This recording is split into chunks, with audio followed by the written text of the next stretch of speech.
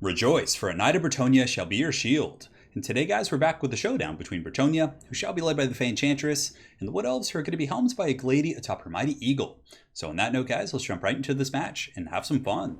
So as far as the battle goes, you guys can see it's going to be very close quarters. My opponent with a mass Vanguard build, so he has all these Dryads and Vanguard. Looks like Weight Watchers here in the secondary line, and in the back it's going to be Wild Riders. So coming in just hot and heavy here, so certainly going to be a fierce cockfight. Here in the front line for my forces, we got the Spearmen at arms with shields, which are a pretty good choice. They have high melee defense, and yes, they're going to lose against War Dancers and Dryads, but they have 41 melee defense, they have anti-large, they have silver shields, so pretty useful traits against the Wood Elves, right? They have archers, so the silver shields are going to be quite good. Wild Riders are a very common pick, so having the spears is going to be nice, and I just feel like for the cost, they're very, very good here. In the secondary line, we have a ton of archers ourselves, so we do have the Peasant Bowmen with the pox arrows. I'm not fully sold on these guys in this matchup, but I still wanted to try them out. But nonetheless, having poison against, the very lightly armored Wood Elf roster, I kind of was figuring there's going to be Dryads, there's going to be War Dancers, and Wild Riders themselves only have like 40 armor, give or take. They do have silver shields, but the Peasant Bowman fire can be quite withering against targets like that.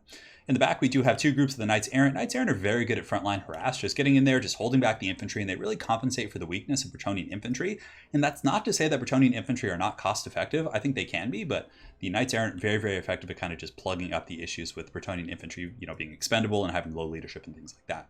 We have two Paladins up in the sky. I do like the double Paladin in this matchup. You do have to be pretty careful though, because oftentimes, Wood Elf players, from what I see, they usually go with a bunch of Way Watchers and they just snipe out your characters and your high value targets.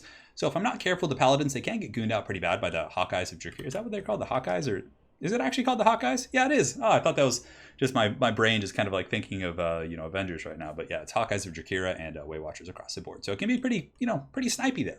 At the back, we do have two Knights of the Realm. Knights of the Realm are very, very good against Wood Elves. They can beat Wild Riders. They have shields, anti-large bonus. Pretty good at getting into the backline as well if there's no other targets. And yeah, they're just a solid pick.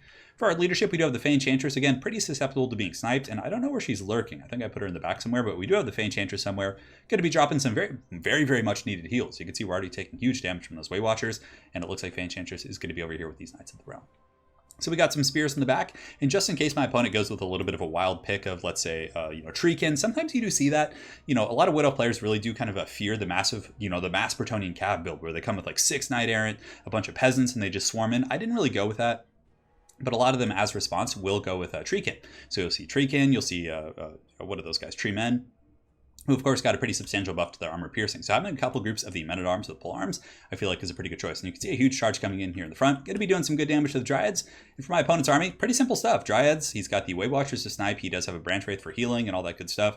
And a bunch of Wild Riders to defend his Way Watchers. It's a really, really good build and a Glady, but it's going to be super micro-intensive for both of us, but that's how I like it. So let's get the show on the road. So in the front, we get a nice little frontal charge here against the Dryads, who are also taking some damage. I'm not sure why these Spearmen at Arms are routing already. Look at this. Like, what even happened to those guys? They just like broke and rout. I don't know. I don't get that. I guess they're frightened. But anyways, on the other side, I do try and get a charge with the Knights of the Realm, but his Way Watchers are definitely, making me a little bit nervous here. And he does have the cav to kind of pull in. And Wild Riders can beat Knights Errant, so he's going to be able to hold those guys back. Knights of the Realm, not so much, but in this situation, it's not going to be bad. The Paladins are going to be jumping in, getting their bonus versus large here against the Wild Riders, and so far, we got a pretty fierce battle. I'm trying to get them out to DM and around the side, so I did have some in deep Vanguard, so I'm trying to just slip it in there a little bit, hoping he won't notice, but he did see it, and it's going to be getting a huge collapse, so those mounted yeomen are going to be getting trash canned really, really badly right now. As far as the center pocket goes, the Dryads are taking a bit of a beating, but he is getting into the back line with these Wild Riders. Going to be causing some problems, but I do have some troops in reserve. I think I have some spears and halberds back here, so I should be able to screen them out. In the Fey Enchantress and company, I probably should have just pushed forward, honestly. I had a pretty good opening. I should have just forced the fight back here against these Way Watchers, but at this point, I decided to pull back, which also is not a bad choice because these Wild Riders could potentially threaten my massive amounts of Peasant Bowmen. So I'm trying to pull back here, but it looks like some of my guys do get caught in a melee, which was a little bit unfortunate. My two Paladins pull up from the battle on the ground against these Wild Riders, and now they're going to be going after the Glade Lord, and they actually get some really good damage, so quite happy about that. Getting her down to about 70%, and yeah, I'm just chipping away. Now, I don't know who's faster, so 110 against 105, so she's actually a little bit faster on the Great Eagle. Now, the Way Watchers just unleashing hell against my Knights of the Realm and the Mounted Yeomen, these other troops. Thankfully, I do have the Spearmen, and they're going to be holding back the Wild Riders and getting some pretty good value, considering how cheap they are. And my Peasant Bowmen, just kind of trying to keep them away from the Way Watchers. Just a very, slow kind of tactical battle here, not committing too much. But you can see I was like, okay, it's a little bit tough to get in there with those Way Watchers plus the Prey of Anathraman. Look at this. I'm hunting them down right here. I thought that maybe flying side to side and strafing would prevent this, but It's really not. I'm trying to juke these guys out, but the amount of damage coming in is just insane. Those Way Watchers do so much work, especially the Hawkeyes or Jakira, who I think actually have a discourage effect on them, so they're pretty good at breaking leadership. I think that's maybe how he got my peasants earlier, the ones that just like magically broke. But yeah, this Paladin's going to be breaking, which is a huge loss. I mean, he was like full health, and that's all it takes. If you're playing against like a good Wood Elf player and you screw up like once or twice against a very heavy missile build, man, you can really live to regret it. So the other Paladin is actually going to be shattering. Now, at this point in the game, that is pretty catastrophic for sure. I'm going to be trying to get some Knights of the Realm around the back and threaten, so I'm going to be like hiding them in the trees back here, just lurking. But the peasants are doing good. They're holding their own. They're fending off the Dryads. I do have this Overwatch fire coming in from the Peasant Bowmen, just kind of shooting at the Way Watchers and getting some okay value, but he's still got pretty good ammunition. My opponent very, very clearly is using the ammunition conservation. So they're not on fire at will. They're only firing when he manually gives them orders, which is certainly a very good way to play.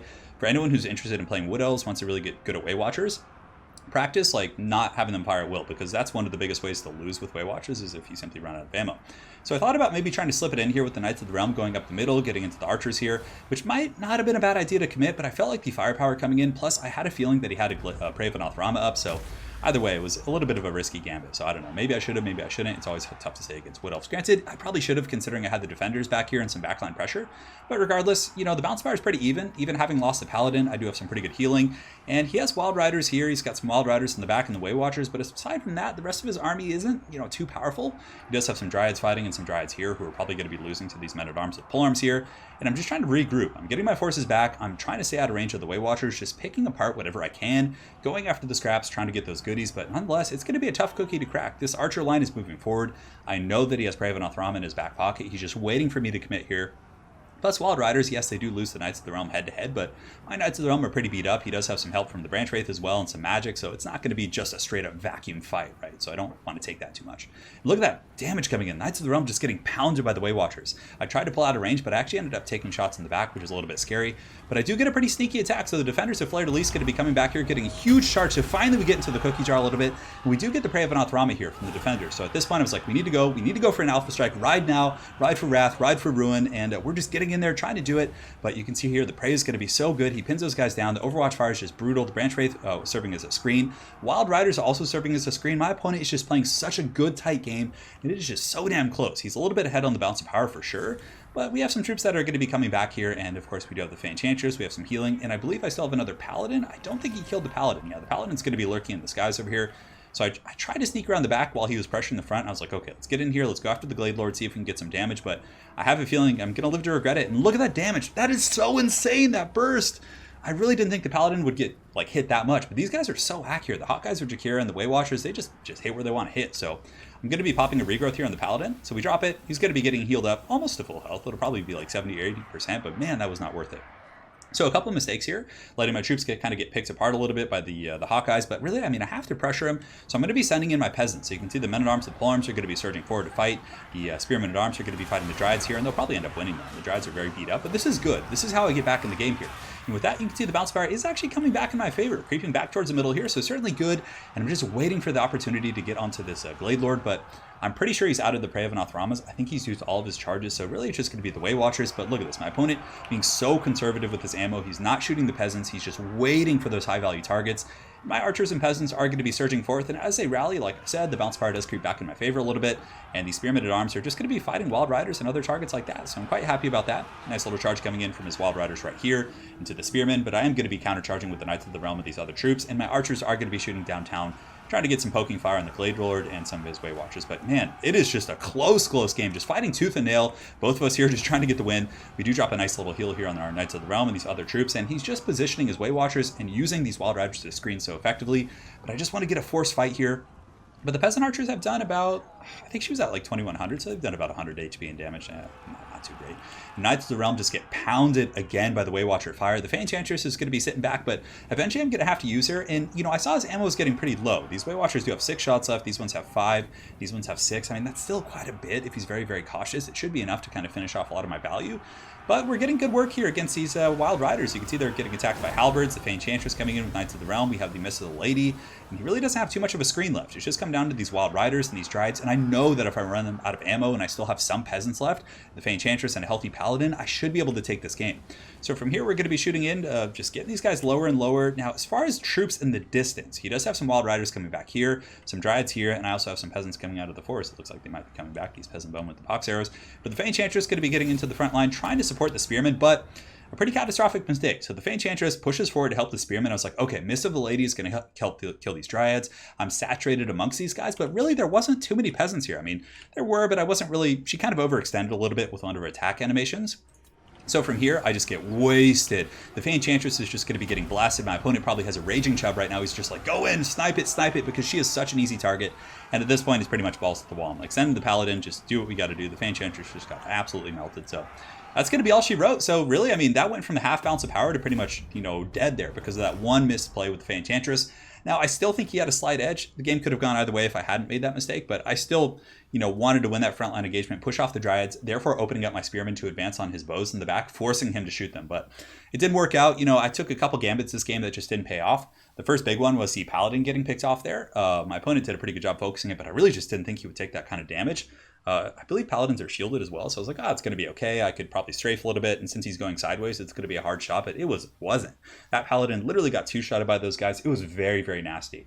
So that was really good sniping there. The Fey Enchantress going down with was probably the other big misplay, and maybe a couple points where I should have committed everything and just gone for an alpha strike, because I feel like me playing a little bit apprehensive and playing this very cat and mouse game was a little bit dangerous. Granted, it almost worked. We almost got our way back in the game, but Loopy, my opponent here, was just playing a super tight game, so I really had to be more assertive and just get in there and, you know, just be aggressive, or, you know, just be even more cautious. I don't know. It's hard to say.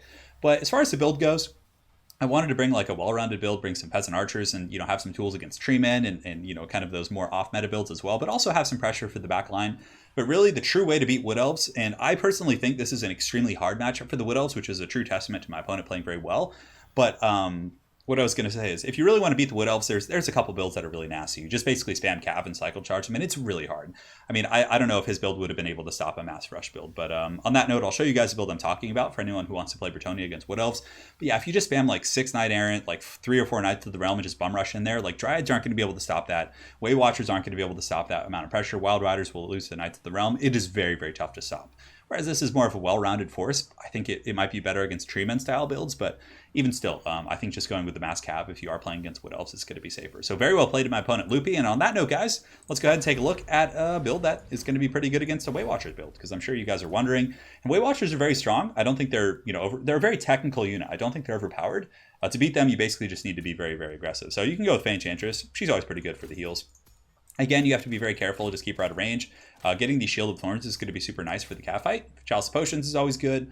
And from here, you basically just want to get a bunch of Men-at-Arms. I mean, if they want to waste ammo shooting at Men-at-Arms, that's okay with me. So 3, 4, 5, 6, and then we can get a couple Peasants as well. And from here, you just go, we're going to have to like tone down some of the, so you just get like 5 of these guys just going in ham. And then you just get a bunch of Knights of the Realm as well. And yeah, we're going to have to like cut down on our chaff corps here. You do want some infantry to tie up the Dryad so they don't just, you know, run around unimpeded, but the Paladins are still not a bad choice, because with this amount of pressure, the Way Watchers aren't going to be able to actively snipe like your Paladins and stuff. So if you want to go double Paladin and just hunt down this guys, you can.